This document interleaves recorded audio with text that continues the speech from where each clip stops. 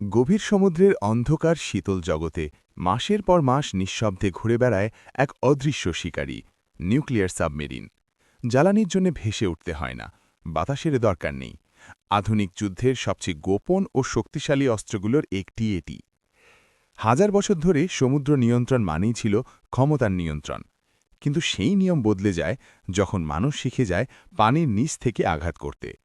১৬২০ সালে প্রথম সফল সাবমেরিন তৈরি হলেও শুরুতে এগুলো ছিল ধীরগতির এবং ঝুঁকিপূর্ণ। ধীরে ধীরে প্রযুক্তির উন্নতিতে আসে ডিজেল ইলেকট্রিক সাবমেরিন, যা পানির নিচে কিছু সময় লুকিয়ে থাকতে পারত।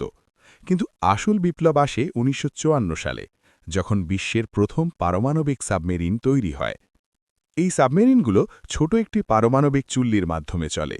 ইউরেনিয়ামের বিভাজন থেকে উৎপন্ন তাপ পানি গরম করে বাষ্প তৈরি করে, যা টারবাইন ঘুরিয়ে সাবমেরিন চালায়।